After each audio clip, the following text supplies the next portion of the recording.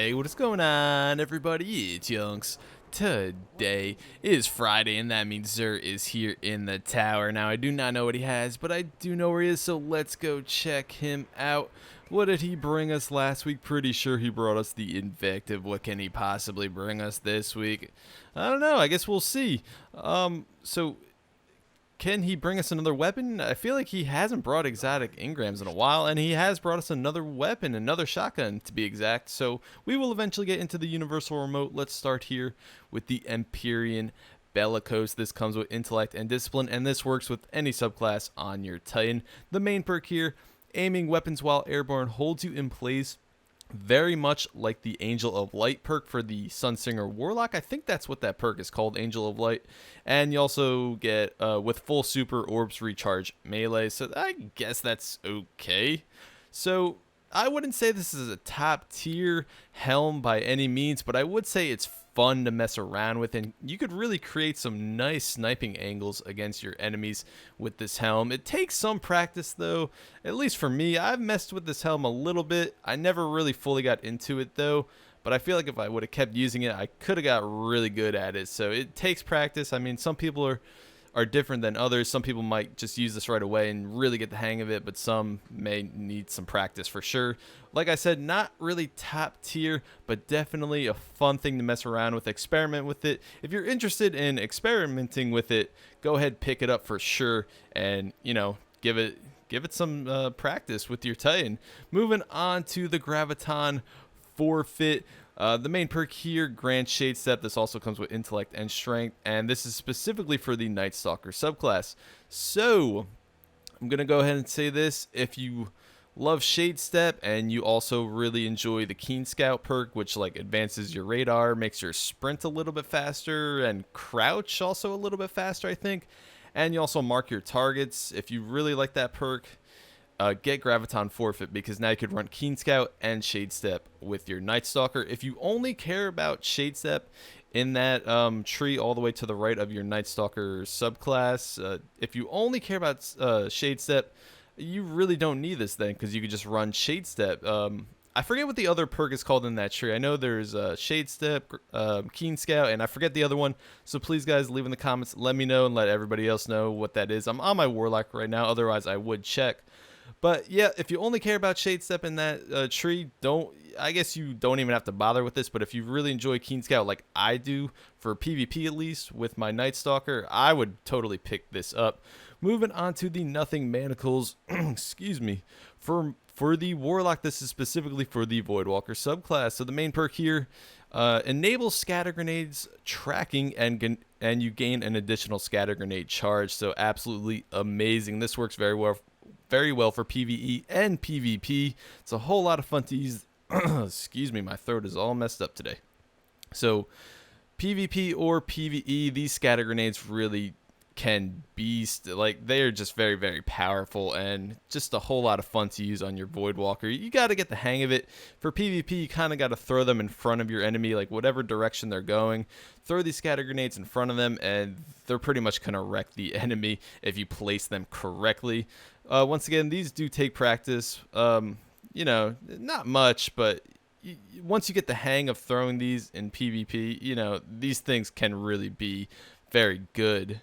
So I think that's pretty much it for all of the armor right there. Top tier, probably top tier for a Voidwalker for sure. This is like one of the main things I run. I usually run this or the Ram for Voidwalker. So if you love Voidwalker, just pick these up. Just pick them up. Totally worth the 13 strange coins. Moving on to Universal Remote. So this is a primary shotgun, actually. This goes in your primary slot. Where does it say that? Does it say it anywhere here? I don't think it says it anywhere here, but I don't know. But yeah, let's see what we got on this thing. Crowd control, hammer forged, lightweight, snapshot, and universal remote. Range and precision damage increase greatly while aiming down sights. Very nice. And obviously I would go with hammer forged here in the middle for obvious reasons, for that extra range. So yeah, very nice shotgun to have. If you love shotgunning, just pick this up. It's great. You could run this in PvP. It just makes shotgunning a whole lot of fun. You won't have to worry about special ammo. if you love shotguns and PvP or whatever, just a whole lot of fun. It's a pretty powerful shotgun. Obviously, it's no conspiracy or party crasher, but it still can definitely get the job done. So, like I said, if you love shotguns, pick this up. Moving on to Legacy Engrams. All right, so this will cost you 29 strange coins, and this is a chest. Armor engram. So this is for year 1 stuff only. I repeat, this is for year 1 stuff only. Do not get this if you're looking for year 2 stuff. This is simply for people that are late into the game that want to collect all the year 1 stuff. Moving on to glass needles. This will cost you 3 strange coins, 3 motes of light, and 1 exotic shard. So this will change and alter your perks on your exotic armor. So let's say you want discipline but you have strength. On your exotic armor, keep rolling glass needles until you have that discipline.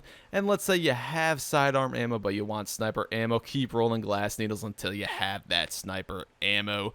Moving on to 3 of coins. Let's go ahead and purchase one of these, just like I do in every single video. But I'm sure most of you already know this, but just in case somebody is new to Destiny, they'll know what to do now. So 3 of coins, go ahead, pop one of those. Now you'll see exotic particles come up right here. Grants a chance to receive an exotic engram on the next ultra kill or crucible match completion. That's win or lose for PvP. And usually I'll pop this every other PvP match or before every boss in the strike. And that is how I farm my exotic engrams. Remember, it's just a chance, guys. It's not going to be guaranteed. And what else we got? Heavy ammo synths. This will cost you 3 strange coins for... I'm sorry, this will cost you 1 strange coin for 3 heavy ammo synths. So... these are very nice to have, and this is actually a pretty decent deal considering Banshee 44 in the tower will charge you 950 Glimmer, and that adds up very quickly if you get a lot. Very expensive, so if you're big into PvE activities like raids, nightfalls, I would go ahead and stock up on some heavy ammo synths. Moving on to our vehicle upgrades, we have our Void Drive and our Emerald Coil. This will change a blue rarity sparrow into a legendary sparrow and also change the contrail color on it. So this one's green and we have purple. These are very unique, so if you want to be different, go ahead, pick one of these up and infuse it with your blue sparrow.